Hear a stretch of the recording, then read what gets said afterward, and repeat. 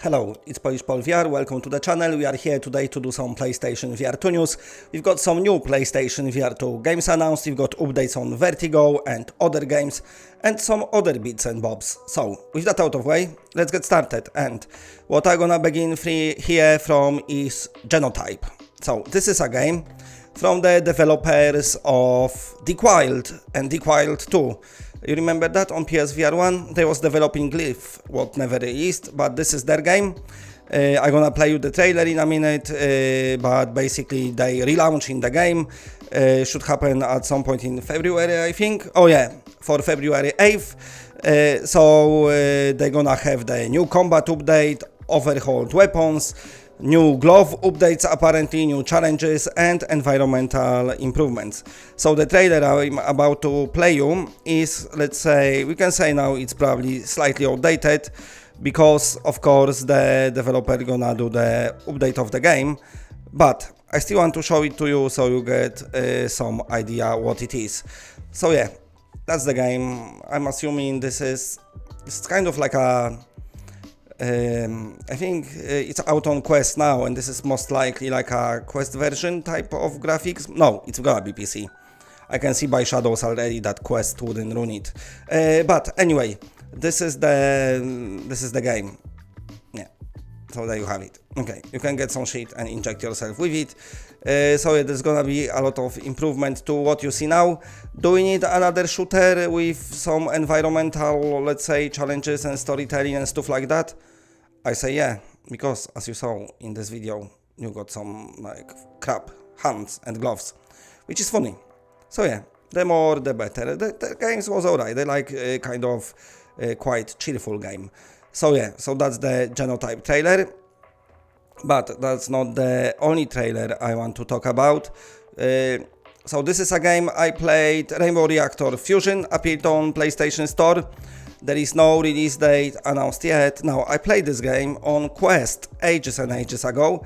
And I remember, it was like a puzzle game with quite fun story.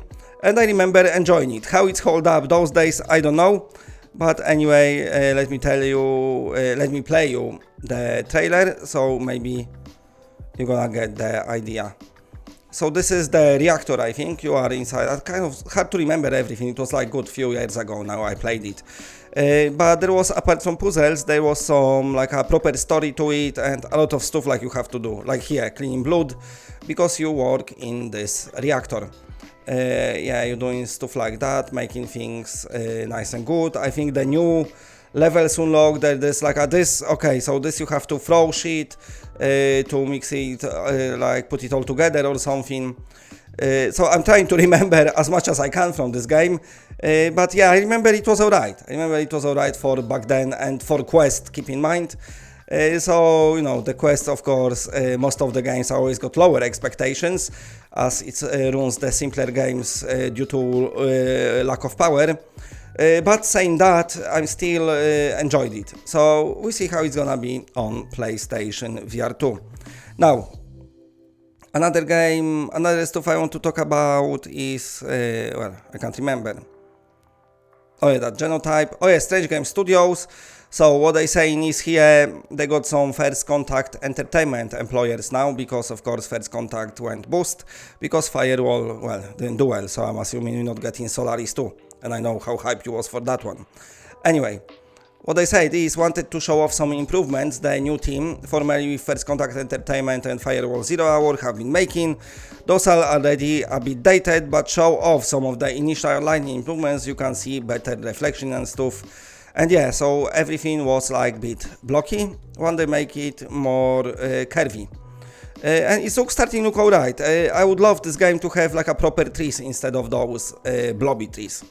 And it would improve a lot. Now this game is 64-player multiplayer, so it should be fun. They also gave us update on Honor and, oh yeah, they said here as well about characters, so that the current models, but they said they got a character artist, and they might improve the game. Now Steampunk here, the more realistic Honor and Duty. So what the developer says, for Steampunk, it's a realistic style game. We got far amount done and should start making some real progress on this year. Now this was a good few years in the development as well. Of course, the developer is an indie dev and got other projects going, so it's always like this tiny bit slower, but still they're doing it and it's alright. Okay, so yeah, we got that one. Now what I want to talk about is CyubeVR. Now this is the great, I shared it on my Twitter, but I want to read it to you because the developer posted nice update about this game. This is your like a Minecraft clone. A lot of you already know what this game is because you are hyped for it. So they saying big news. Very excited to announce today that the PSVR2 version of CyubeVR will directly launch with official support for mod blocks that can be browsed, downloaded and installed from within the game UI on PS5, PSVR2. It's always rare when the PC game got mods on PSVR2, but they managed to do it. Mod blocks are community created blocks that can be crafted and placed like any other block in the game with modder defined custom 3D recipes and custom textures. They are hugely increasing the variety of blocks you have available to build with in CyubeVR. On PC, those custom mod blocks shared through Steam Workshop are one of the coolest features of CyubeVR.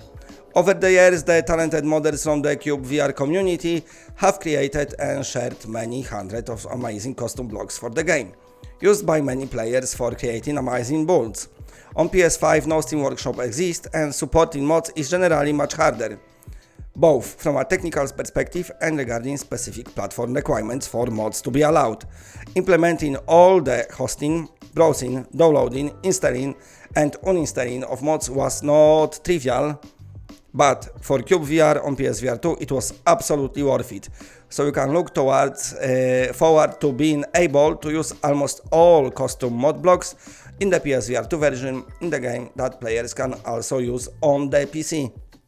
Now, probably that's why this game is not out yet, because as the developer put it here, it was very hard to include mods on PlayStation VR2. Now, moving on to the another story. So, I want to quickly note on the Pearl games. For Vertigo, they got new patch out with fixes, which is good. And also the support for adaptive triggers is going to be added, and they said it's planned. This is an amazing game. I know it's got some hate, unrightfully so. There's some things I want to say, but I won't. But I think I'm gonna make a video that's gonna make a lot of people upset. But anyway, this is a super fun game. I had a blast. If you play it, and especially when you use some modifiers and everything, it gets even better. But anyway, I know you've got your own opinions about it. I absolutely love it. A long, over 10-hour campaigns that you can replay with different characters, tons of mods, and all in all, very nice PlayStation VR2 game. Okay, that's it for today PlayStation VR2 news. Thanks for listening, thanks for watching. I'll be back later, and for now, that's it. Bye bye bye bye.